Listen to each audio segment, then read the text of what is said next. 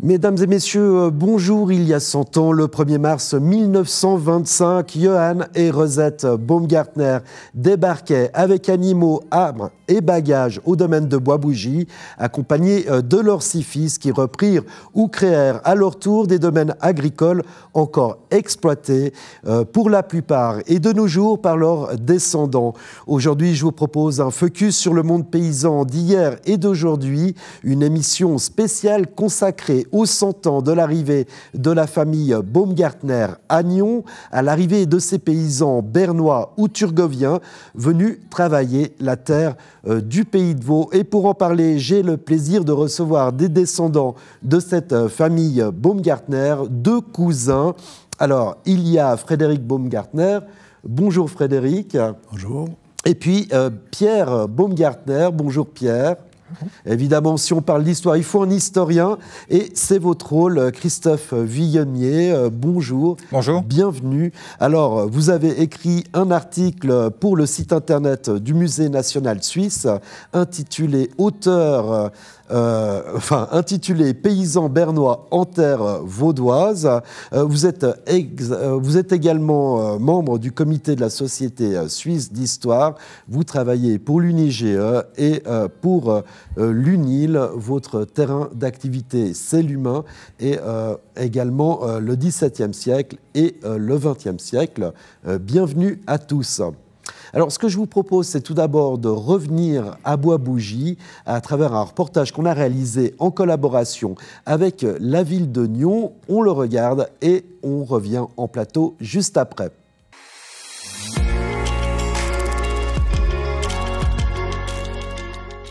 Je m'appelle Samuel Baumgartner, je suis l'exploitant du domaine de Bois-Bougie à Nyon. Le 10 mai, on a fait un rassemblement des Baumgartner, donc de toutes les souches qui sont les descendants de Johann et Rosette Baumgartner, mes arrière-grands-parents qui sont arrivés ici en 1925.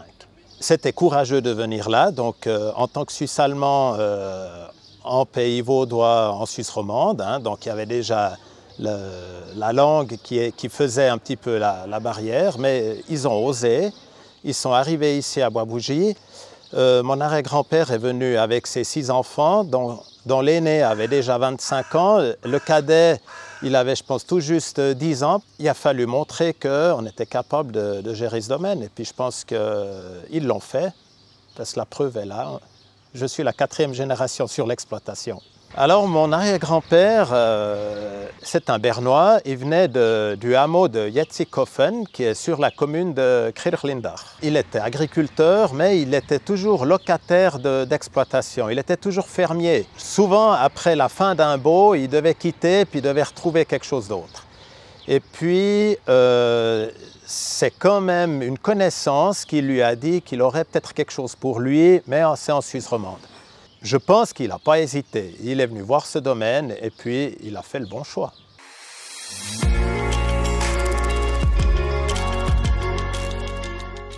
Ils sont arrivés le 1er mars 1925. Donc une partie est venue par la route avec en char à cercle tiré par des chevaux dont j'ai encore un spécimen qui est derrière moi. Et puis le bétail est arrivé en train. Voici le dernier char qui reste de ce grand déménagement qui a eu lieu il y a 100 ans en arrière. Et j'ai quand même une petite preuve parce qu'il y a quand même une inscription sur cette pièce, 1905. Donc il a bien plus que 100 ans. Et puis ensuite j'ai une deuxième pièce qui me tient aussi à cœur, et puis qu'aujourd'hui on pourrait la mettre en avant pour la mobilité douce, c'est le panneau de la halte de Bois-Bougie. Alors la halte était en fait sous l'exploitation, sous le domaine, donc dans cette direction-là, dont on voit la voie de chemin de fer qui fait Nyon-Genève. En effet, il y avait une halte à Bois-Bougie. Je pense qu'ils l'ont mise parce que début des années 1900, c'était une pension pour gens aisés. Les gens, ils venaient en train et ils avaient demandé de faire une halte qui a existé jusqu'au milieu des années 70. Et puis, il y avait aussi un garde-barrière pour le passage sur voie que dans les années 50, ils ont construit le pont pour faire l'accès à Bois-Bougie. Et puis, la maison du garde-barrière, elle a été démolie en 2010 ou 2012.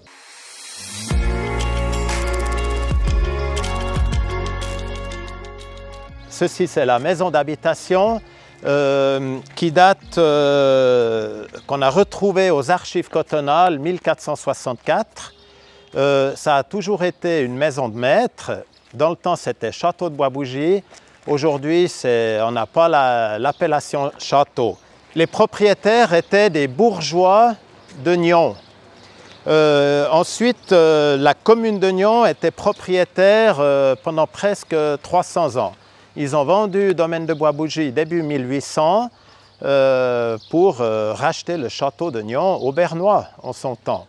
1846-1854, le pasteur de Céligny a acheté le domaine et a créé l'école d'agriculture de Bois-Bougie. Fin des années 1854, quand le pasteur a revendu le domaine, c'est reparti en main privée.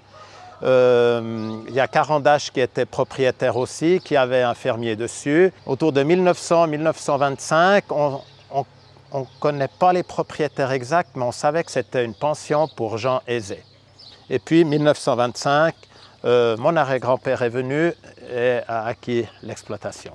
Les chambres, telles qu'elles sont actuellement, elles ont été créées quand ils ont fait l'école d'agriculture avec des numérotations de chambres qu'on a gardées aujourd'hui pour nos chambres d'hôtes. Et puis, la fameuse verrière côté jardin avec son balcon qu'on a refait en 2010.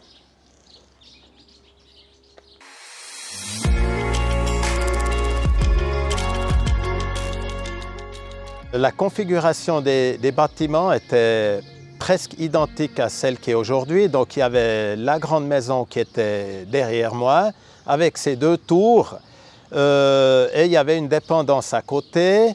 Au début, ils ne voulaient pas trop habiter dans cette grande maison parce que ça faisait un peu luxe, c'était trop pour eux. Ils étaient modestes, donc ils ont été habités dans la dépendance qui était aussi plus petite. Et puis, petit à petit, ils ont commencé à ouvrir les volets de cette grande maison et à déménager dans la grande bâtisse. Il faut dire aussi, c'est une maison difficile à chauffer et je pense que c'est pour ça qu'ils étaient un petit peu réticents. Ils se sont quand même intégrés avec les sociétés locales. Donc, ils en ont créé des sociétés locales où elles étaient déjà créées. Donc, surtout par le chant, le yodel et puis le chœur d'hommes de langue suisse-allemande. Et puis certains se sont intégrés par la musique et puis par le service du feu et par la politique aussi, bien sûr. C'est vraiment ces 6 garçons qui sont arrivés là, donc avec leurs parents. Et puis il y a une fameuse photo où ils sont tous en tenue militaire. Et je pense que c'est quand même une photo qui est forte, oui.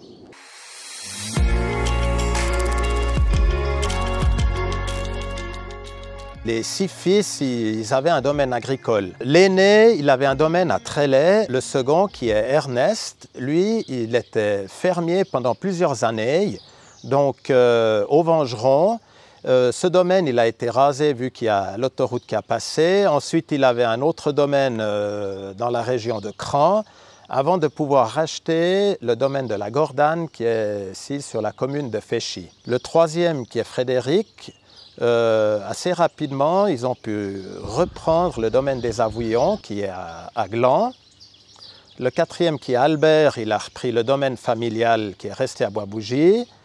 Le cinquième, c'est Rudolf. Lui, il a pu acquérir un domaine à Puplinge, donc rive gauche du canton de Genève. Et puis le cadet, qui est Werner, donc lui, il a pu créer le domaine de Grange-les-Bois qui est à Prangin. Les domaines des Avouillons, de Grange-les-Bois et de Bois-Bougie sont encore exploités par la famille Baumgartner.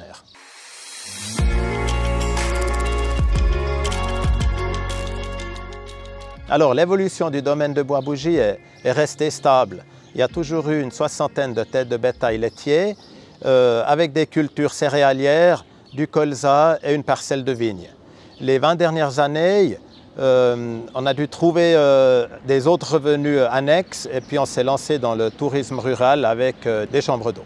L'exploitation en chiffres aujourd'hui, c'est 65 hectares de terres cultivables, 60 vaches laitières, la production viticole, une production maraîchère, de la production de fleurs et puis la vente directe, évidemment les chambres d'hôtes. 4 employés à l'année et 2 apprentis. Le domaine de Bois-Bougie est inscrit dans la commune de Nyon.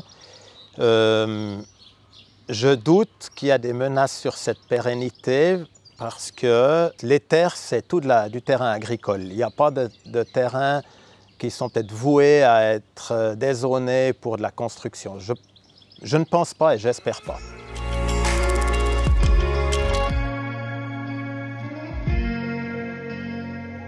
Et bien voilà pour ce reportage réalisé en collaboration avec la ville de Nyon. Alors Frédéric et Christophe, c'est votre histoire hein, qu'on a entendue, l'histoire de votre famille, de la famille Baumgartner.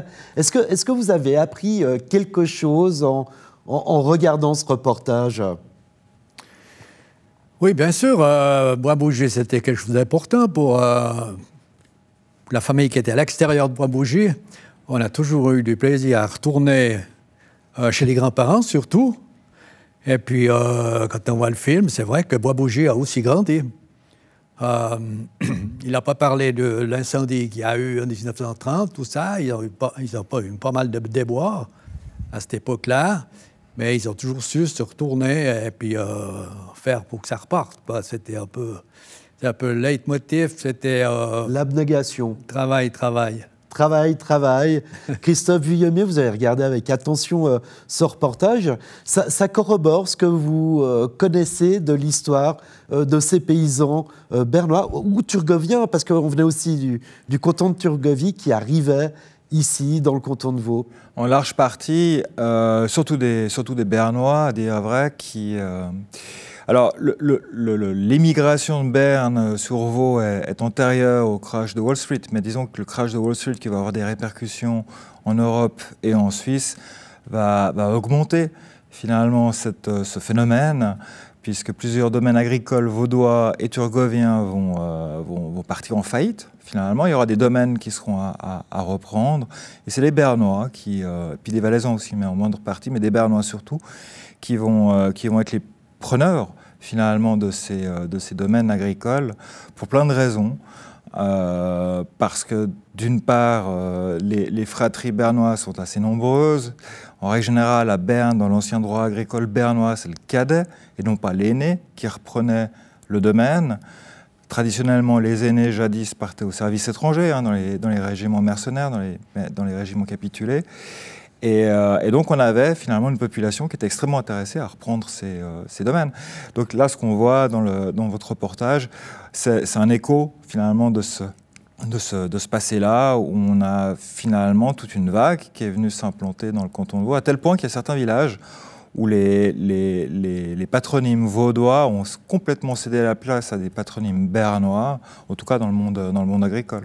C'est intéressant ce que vous dites, parce que c'est vrai que sur cette immigration, on aurait pu s'attendre à ce que ces Bernois aillent au Canada, aux États-Unis, reprendre des exploitations. Et ils venaient dans le canton de Vaud, qui était réputé finalement pour la qualité des terres agricoles. Alors, le canton de Vaud, ça a toujours été un grenier à blé pour la Suisse romande, pour une partie de la Suisse. Si les Bernois, au XVIe siècle, ont gardé finalement comme vassal le pays de Vaud, c'est bien pour ça. C'est pour les productions agricoles, pour le vin, pour le blé, et j'en passe, que ce pays, que ce terroir pouvait générer. Alors on va revenir sur cette relation entre Bernois et Vaudois. Peut-être Pierre, qu'est-ce qui se disait au sein de votre famille quand Johan est arrivé? Vous savez pourquoi il a choisi cette région de la côte et comment ça s'est fait? Alors, je ne crois pas qu'il l'ait choisi. Donc c'était, comme on l'a entendu, c'était au marché de bétail, au marché des chevaux à Arberg, où il avait reçu son congé du domaine. Et puis son partenaire, son marchand de chevaux, lui a dit « Tu as été fermier assez longtemps, maintenant il faut devenir propriétaire. » Et puis il lui a dit « Mais moi je ne sais pas où aller. » Puis il lui a dit « Moi je te connais un domaine. » Et puis il lui a dit « J'ai pas d'argent. » Puis il lui a dit « On en trouvera. » Voilà. Et puis c'est comme ça que c'est parti. Et puis pour ce qui concerne plutôt notre côté, mon père était le plus jeune. Et puis il a fait ses écoles à Nyon. Alors, il a été tout de suite dans le bain français. Et puis, à la suite de sa formation scolaire, il a fait une formation de commerce à Langnau. Et puis, à la suite de ça, quand il est revenu, c'était un petit peu les périodes de guerre, les périodes difficiles.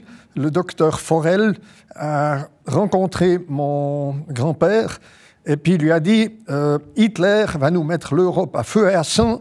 Il faut qu'on trouve à se nourrir de façon autonome pour l'hôpital des Rives de Prangin. Puis il lui a demandé s'il n'avait pas un fils pour ça. Et puis le grand-père lui aurait dit j'en ai bien un, mais il est trop jeune. Puis le docteur Forel lui a dit c'est une maladie qui se guérit tous les jours un peu plus. Et c'est comme ça que mon père est arrivé aux Rives de Prangin, où ils ont construit une écurie pour les vaches. Et puis, plus tard, depuis les Rives de Prangin est venu l'achat des Aouillons, où ils se sont retrouvés aux Aouillons. Et puis, il me manque un petit bout là. Ouais, et puis après, il y a eu ce domaine de Granges-des-Bois qui a été créé. Oui, alors pour Granges-des-Bois, précisément avec la guerre, avec le plan Wallon, il a fallu défricher. Aujourd'hui, je ne pense pas qu'on aurait des autorisations de défricher ces forêts, même si ce n'étaient pas des forêts de qualité.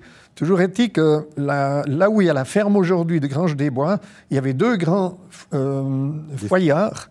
Et mon père aurait dit à l'époque, je veux construire ma ferme entre ces 2 foyards, dont l'un est toujours témoin et l'autre n'a pas supporté le soleil. Voilà, on le voit sur le temps. Alors effectivement, là, c'est pour l'historien, le plan Wallon, effectivement, alors qu'on appelle aussi, alors je l'ai noté parce que je trouve que c'est assez joli, la bataille des champs. L'objectif, c'était donc un programme d'autosuffisance alimentaire. Le but, c'était énorme, se faire un demi-million d'hectares pour assurer l'autosuffisance suisse. Expliquez-nous un petit peu ça, Christophe Vuillemier. On est au début de la guerre. La Suisse, qui dépend très largement de l'étranger pour son approvisionnement dans plein de matières premières, et notamment pour sa nourriture, décide de s'assurer un plan de subsistance sur le long terme et va mettre en œuvre ce qu'on avait appelé le plan Wallon, du nom du haut fonctionnaire qui a cette idée, qui la présente au Conseil fédéral. Et l'idée, c'est d'utiliser tous les terrains libres, voire de défricher, comme monsieur vient de l'expliquer, des terres pour les mettre finalement en exploitation agricole. Alors, les paysans sont évidemment les premiers appelés pour ce faire, mais les entreprises aussi, les sociétés, mais quelle que soit la nature de leur activité, vont devoir mettre 10% de leurs biens ou de leur possession terrienne à disposition de ce plan fédéral qui a force de loi mais qui ne sera jamais réalisé en entier. Et qui ne sera jamais réalisé en entier, mais disons que l'effort est quand même assez conséquent. Ça a modifié le paysage agricole. Alors, si je dis ça, c'est pour 2 raisons. Alors, d'une part, parce que les Bernois, quand ils sont arrivés, ils sont aussi arrivés avec leur propre technique, avec un souci d'efficience qui est un petit peu bousculé ou pas les habitudes vaudoises qui existaient à l'époque? On disait souvent dans les années 30 que si les domaines vaudois ils faisaient faillite, c'est parce que les paysans avaient tendance à boire leur production plutôt qu'à la revendre. Alors ça, c'était les mauvaises langues. Ce qui est sûr, c'est que les domaines bernois sont et étaient plus petits que les domaines vaudois en termes de taille, et que pour pouvoir faire tourner une exploitation à Berne, il faut être extrêmement efficient, extrêmement efficace. Et les Bernois, quand ils sont venus s'installer sur le canton de Vaud, ils ont amené finalement ces manières de faire, ces techniques, à tel point que, vous le disiez, ils ont même amené leurs architectes pour construire des fermes. Mais dans certains cas, ils ont même été jusqu'à démonter des granges qui étaient chevillées et qui existaient sur place à Berne. Ils les ont transportés jusque dans le canton de Vaud pour les reconstruire ici. On a encore le cas d'une ou deux granges de ce type-là qui existent sur le canton. Alors j'adore cette histoire, hein. Effectivement, ils arrivaient en convoi tirés par des chevaux depuis Berne, avec vraiment toutes leurs possessions. Les animaux arrivaient par le train. Alors ça, c'est déjà génial, mais en préparant cette émission, vous m'avez dit, Christophe Vuillemier, qui prenait cette histoire de grange qui était implantée directement sur le terrain. Alors ça, on va le dire, c'est une invention américaine. Ça, c'est une invention américaine. C'est des paysans bernois aussi, mais alors, on saute de quelques générations, on est au 19e siècle, qui sont partis un temps aux États-Unis, qui avaient des exploitations aux États-Unis, où alors là, les domaines sont gigantesques. Et hors de question d'avoir la grange à côté de la ferme à cause des distances. Donc aux États-Unis, ce qu'ils faisaient, ce qu'ils font toujours, me semble-t-il, ils montaient des granges en fait en pleine campagne pour pouvoir stocker finalement leur production. Et les Bernois, certains vont revenir en Suisse et vont rapporter avec eux cette manière de faire. Alors en 1900, si on veut bien, on n'a pas de grange isolée en campagne comme on peut le voir actuellement, ça n'existe pas. Et c'est les Bernois qui vont introduire ça et à Berne et sur le canton de Vaud, et certainement ailleurs en Suisse. Mais en tout cas, j'ai l'exemple de ces deux cantons. Et à partir de ce moment-là, à partir du début du siècle, on va avoir ces granges qui vont finalement modifier un tout petit peu le paysage. Je veux dire, si on habite à la campagne, on les a tous en tête.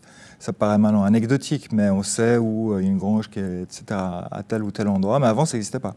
Elles étaient vraiment rattachées à un corps de ferme ou dans le périmètre du village.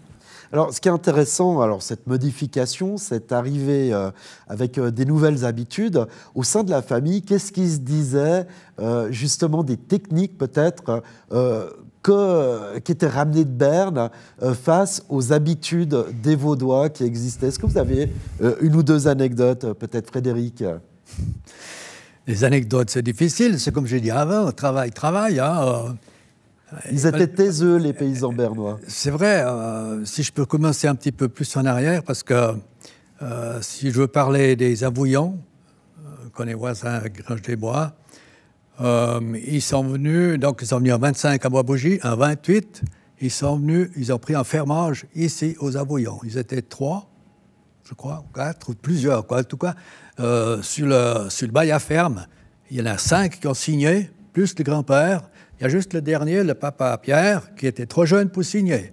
Donc tout le monde a signé, les grands-pères s'est engagé pour un contrat de bail qui fait 4 pages, en tout cas, avec tous les détails. Et puis c'est comme ça que déjà, après, ils ont commencé à travailler entre Bois-Bougie et Gland, et tout par la route suisse. Avec les chevaux, il n'y a pas de tracteur à cette époque-là. Alors, les nouvelles cultures, c'est déjà commencé à bosser, ça c'est clair. Et puis, ils ont pu reprendre ce domaine de M. Padreski, qui était propriétaire de 90 hectares de terrain, depuis le lac jusqu'à la ligne chemin de fer, jusqu'à Prangin, tout, c'est assez important. Et puis là, la raison, c'était parce que le fermier d'avant, on peut dire le nom, c'était un M. Reusser. Et d'après ce que je sais, ce M. Reusser avait que des filles.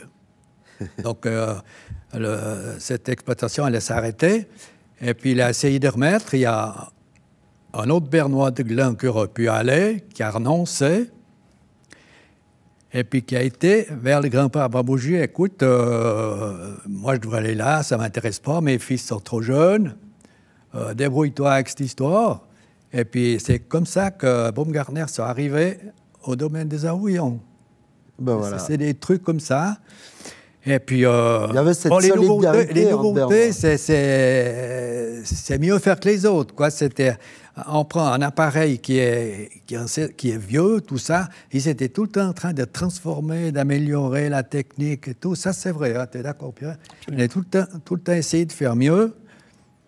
Et puis donc, ils sont arrivés en 28 comme fermiers. Et en 41, ils ont pu acheter une grande partie de ce domaine de M. Paderewski.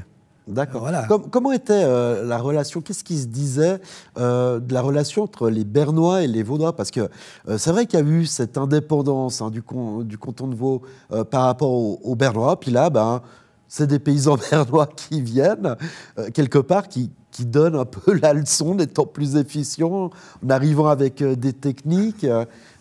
Comment ça s'est passé, ce mélange, ce retour des Bernois finalement en terre vaudoise? Moi, j'ai pas un mauvais souvenir de ça, mais il y a des trucs qui se disaient, oh, les Bernois, le vent les a chassés, la bise les a ramenés. Ouais, c'était par rapport à l'occupation bernoise, toujours. Hein. C'était, à quelque part, on était encore des occupants à cette époque. Mais pour moi, ça m'a pas marqué autrement, les relations avec en tout cas, avant. Je pense pas qu'il y a eu des problèmes. Moi, je pense pas. Au contraire, il y a eu un certain respect aussi, disant, regardez-vous bosser, tout ça. Il y a des paysans de Gland qui disaient, oh, mais moi, quand je voyais... chez nous, c'était très pierreux. Hein, c'est un domaine qui n'était pas squatté forcément. Le côté le chemin de Fontenailles, c'était moins bon que l'autre côté du chemin de Fontenailles. Hein, les paysans étaient plutôt là-bas. Alors, ils n'étaient pas intéressés par les agriculteurs du village. Il y en a qui m'ont dit une fois, ouais, nous, on allait parce que Russer avait des filles, c'est pour ça qu'on allait là-bas, mais pour le terrain, le débrouille, ça ne nous intéresse pas. Et puis, il y a aussi un agriculteur de Gland qui m'a dit une fois, mais quand j'étais sur le chemin de Fontenailles, et puis que moi, j'avais du terrain à l'autre côté, et puis que je voyais ta famille avec toutes des fois 5, 6, 7 en train de ramasser les cailloux, tout était organisé, il y avait 2 tombereaux qui charraient les cailloux. C'est tous des trucs comme ça qui étaient nécessaires pour évoluer. Oui, c'est ce qu'on entendait avec Christophe Villonnier. Hein, c'est des petits trucs comme ça. Ce travail, aussi, ce côté très central de la ferme avec la famille, peut-être plus que les autres qui se réunissent autour pour un travail commun. C'est comme ça qu'il faut l'interpréter. Alors, moi, je trouve qu'il y a une grande différence dans l'exemple Baumgartner qu'on vient d'entendre, où finalement, chaque fils a eu son domaine. Moi, je connais beaucoup d'autres exemples de familles bernoises qui se sont implantées, où ils sont venus, alors c'est l'aîné qui est venu, mais aussi avec 2 ou 3 autres frères, le cadet gardant l'exploitation à Berne. Et finalement, c'est des noyaux familiaux qui ont toujours tourné autour d'un seul et unique domaine. Mais avec un propriétaire qui était le cadet, les autres frères, ils étaient intéressés, ils avaient des parts dans l'exploitation, bien entendu, mais ce n'est pas eux qui faisaient souche. C'était pas eux qui gardaient la ferme. Ouais. Et puis l'autre aspect, moi, qui me semble intéressant, c'est que l'occupation bernoise, qui est assez ancienne, là, on est vraiment dans l'entre-deux-guerres. Or, ce qu'on appelle le Rösti-Graben, donc ce fossé entre alémanique et roman, il se creuse véritablement, c'est pendant la Première Guerre mondiale. Je vous épargne les raisons, mais c'est à l'issue de la guerre mondiale où on se regarde un petit peu en chien de faïence de part et d'autre. Et quand les Bernois viennent s'implanter dans le canton de Vaud, les sources, c'est dans ce qu'elles disent, laissent entendre qu'il y en a beaucoup de ces familles bernoises qui font d'abord assez low profil et qui, de par l'exemple, de par l'effort, vont faire leurs preuves et puis vont finalement assez vite s'implanter et puis être adoptés par les paysans locaux. Autre aspect qui est aussi fondamental et extrêmement important, d'ailleurs vous avez une photo qu'on voit dans le reportage avec les militaires, et on voit tout de suite que c'est des dragons. Les paysans, en règle générale, le corps des dragons n'existe plus, hein. C'était les militaires qui étaient à cheval, mais tous les paysans étaient dragons en Suisse, jusqu'à la fin dans les années 70, me semble-t-il. Et ça, mon Dieu, si ça peut permettre une unité, une fusion sociale, bien, il n'y a pas mieux, je pense, surtout dans les villages. Parce que quand vous avez les fils de familles paysannes dans le même village qui se retrouvent sous les drapeaux dragons, ils rendent tous copains. Voilà, on voit l'image, voilà. Justement. Alors, c'est intéressant, vous dites intégration. Alors là, on le voit, on l'a entendu dans le reportage, intégration alors, via la culture, les associations culturelles. Alors, on fait partie de fanfares, de chœurs, mais on crée aussi des chœurs suisse-allemands à travers le Yodel. On s'intègre dans la société civile à travers, par exemple, les pompiers, et puis on fait de la politique. C'est un peu ça, hein, les mamelles de l'intégration, en tout cas pour les Baumgartner. Il y a eu beaucoup de politiciens, des municipaux, des conseillers communaux, voire des députés, et puis le Suisse allemand en toile de fond. Ouais, c'est juste. C'est un peu la suite de ce que Frédéric a dit tout à l'heure. À force de toujours être, disons, de bien travailler, eh bien, on s'est introduit, on s'est, comment est-ce qu'on dit ? Assimilé aussi. Comme vous avez dit, dans les pompiers, Frédéric est arrivé jusqu'au major. Dans les dragons, on était les deux dans la cavalerie également. Voilà. Pour ce qui concerne l'intégration également, je pense un petit peu à mon père. Mon père, lui, quand il est arrivé là, puisqu'il avait fait ses écoles à Nyon, il était un petit peu mieux introduit avec la langue. Si bien que très tôt, il est entré à la commission scolaire. Et cette commission scolaire, il ne l'a pas quittée pendant 25 ans. Et puis, au bout de 25 ans, on lui a demandé, on voudrait lui faire un cadeau, et puis on lui a offert la bourgeoisie d'honneur. Et ça aussi, c'était une forme d'intégration à ce moment-là. C'est important, cette bourgeoisie, vraiment d'être reconnue finalement comme étant du cru, on peut le dire comme ça. Là, c'est le summum de l'intégration. C'était à ce moment-là, c'était important. C'était d'actualité. Voilà. D'accord. Ah, c'est une vraie reconnaissance. Alors, les bourgeoisies de nos jours, en tout cas dans le canton de Vaud, ça n'a plus l'importance que ça avait jadis. Si vous allez parler à des Valaisans, vous verrez que les bourgeoisies dans le Valais sont encore une réalité extrêmement prégnante et super importante. D'accord. Mais une bourgeoisie au milieu du XXe siècle, ça offre des droits qu'on n'a pas forcément sans le statut. Donc oui, c'est une vraie reconnaissance. D'accord. Puis, est-ce qu'ils sont plus impliqués dans la politique, peut-être? J'ai cité les Turgoviens qui arrivaient aussi en terre vaudoise. Est-ce que les Bernois, allez, on va dire la Berne fédérale, c'est plus impliqué dans la politique? Est-ce qu'il y avait plus d'intérêt pour cette chose, cet aspect de la chose publique? Alors, il ne me semble pas que ce soit une particularité. Ce n'est pas une singularité, à mon avis. J'ai souvenir de lire l'intervention d'un conseiller d'État vaudois, on est en 1934, 33, 34, qui dit ces Bernois qui nous envahissent pacifiquement, c'est pas comme au XVIe siècle, mais il ne fait pas mention d'une implication politique outre mesure. Maintenant, c'est clair que la plupart des familles paysannes, en tout cas aussi un peu plus loin, au-dessus de Morges, Lausanne et plus loin, sont inévitablement plongés au cœur des affaires politiques. Un paysan, ça connaît tous les pierres du village, c'est un intérêt public. Je veux dire, il est inévitablement intéressé par la chose publique. Est-ce que la plupart ont gardé une relation avec leur commune d'origine, avec leur domaine d'origine? Ça, je ne sais pas. En tout cas, la plupart, vous avez tous gardé la langue.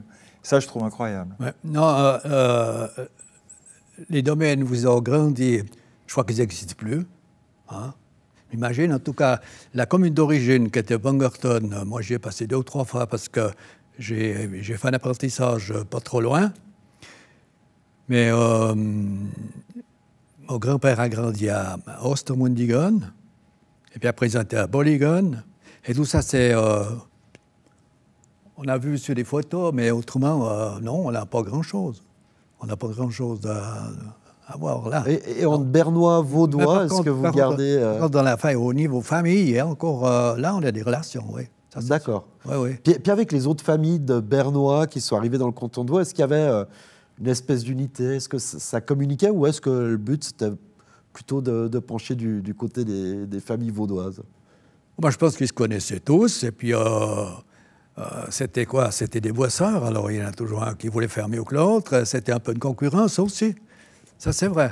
Je crois que Pierre, tu étais d'accord. Aujourd'hui, ils ont tous des tracteurs avec des cabines, et puis on ne se parle plus. On met la radio. Non, je crois que... C'est clair que nous, on n'est pas les seuls. Là. Baumgartner, ce n'était pas les seuls. Il y en a... Aïe, dans le canton, c'est énorme. L'arrivée qu'il y a eu à un moment donné. Et puis on s'est croisés à l'armée, on s'est croisés dans les écoles d'agriculture. Oui, on se connaît. On se connaît tous, Ben, plus ou moins. Exactement. On a toujours des relations avec... et des autres aussi. Et vous parliez de la politique. Eh bien, vous habitez dans une commune, une communauté. Ben voilà. Moi, j'ai jamais été mon frère. On m'a toujours demandé, viens avec nous, viens avec nous. Pas... Mais moi, j'ai commencé à Glun dans la jeunesse. On était déjà organisé au niveau jeunesse, après le conseil, après ceci, après ça. C'était naturel, en fait. Ça vient, c'est comme ça. Et puis on s'engage pour la commune, et puis voilà. Des fois, quand j'étais municipal, des fois, j'ai eu des téléphones que j'étais en train de traire dans la salle de traite. Il a dit, non, il faut y là-bas, parce qu'il y a tel et tel que tu as loupé le rendez-vous. Alors là, je vais me doucher, puis j'arrive. C'est toujours... ouais. Tout est lié. Tout est lié, il faut être prêt, quoi. Ouais. Christophe Vuillaumier, qu'est-ce qu'il faut retenir au final de cette arrivée de Bernois en terre vaudoise? Qu'est-ce qu'il faut en retenir? Moi, je ne suis pas sûr qu'il y ait une diaspora bernoise qui ait conscience d'appartenir à une diaspora bernoise dans le canton de Vaud. Ça, j'en suis à peu près persuadé. Maintenant, les solidarités, comme vous le disiez, mais entre paysans, bernois, vaudois, peu importe, elles existent depuis longtemps. Tout comme les rivalités, on a des histoires de guerre de famille qui sont incroyables sur plusieurs générations. Moi, je pense que ce qu'il faut en retenir, c'est que c'est un exemple d'intégration, finalement intérieure, au pays. À l'heure où on parle de ces grands flux migratoires sans faire de politique internationale, je trouve qu'on a là un exemple assez réussi, finalement, d'une implantation, puis d'une solidarité intercantonale et puis sociale qui s'inscrit, finalement, sur plusieurs générations, avec quand même la préservation d'une identité. Je répète, la plupart des Bernois qui se sont installés il y a une centaine d'années, ils parlent encore le suisse-allemand. Moi, je défie beaucoup de Romands d'aller parler le suisse-allemand, soit dit en passant. Et je trouve ça assez emblématique, finalement, de cette identité qui a été préservée et en marge de cette assimilation qui est réussie. Ouais, c'est vrai que je retiendrai cette histoire de migration à l'intérieur de la Suisse, comme il y a eu... par exemple, les Tessinois, comme il y a eu des Valaisans, à l'intérieur de la Suisse, ça a énormément bougé. Alors, sur la table, on peut voir des ouvrages. Alors, je sais que vous ne voulez pas trop qu'on fasse de la publicité, c'est le côté humble bernois, notamment ce livre, Le Dernier des Six, qui a été écrit par Werner Baumgartner, c'était votre oncle. Mon père. C'est votre père, voilà. Et puis, vous êtes arrivé carrément avec le manuscrit original. Alors, si on veut se plonger dans cette famille, dans l'histoire de cette famille, en tout cas, il y a un livre. Il y a aussi vos articles, Christophe Vuillaumier, qu'on trouve très facilement sur Internet. Sur quoi vous êtes en train de travailler en ce moment? Oula, sur beaucoup de choses. On essaye, je pense qu'on va réussir la publication d'un livre, mais ça se passe sur Genève.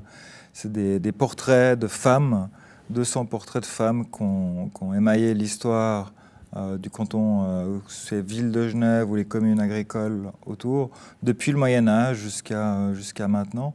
Ça, c'est le gros de mon activité ces derniers jours. Un travail éditorial, enfin, la fin d'un livre, c'est toujours assez prenant. Voilà. Et puis, vous êtes aussi président de l'association d'Ictoucan. On le précise, parce qu'il y a quand même le musée du Léman dans la région. Donc là, j'imagine qu'on va bientôt avoir aussi quelques nouvelles de vous, mais plus du côté lacustre. Peut-être l'année prochaine, en fait, les 55 ans de la classe de Sévalier. Alors, on va peut-être mettre sur pied un ou deux événements comme on l'avait fait pour les 50 ans. Ben voilà. Et puis, alors vous, de votre côté, pour conclure cette émission, Frédéric et Pierre, qu'est-ce que vous aimeriez que les générations futures, je crois qu'on en est à la 6e génération de Baumgartner, qu'est-ce que vous aimeriez qu'ils gardent de cette histoire des Baumgartner, des 100 ans de leur arrivée à Nyon, et puis plus largement dans le district? Qu'est-ce que vous aimeriez transmettre absolument à ces générations futures? Ben, je crois qu'il faut qu'ils se continuent à travailler cette agriculture qui vient toujours un petit peu plus globalisée. Très difficile.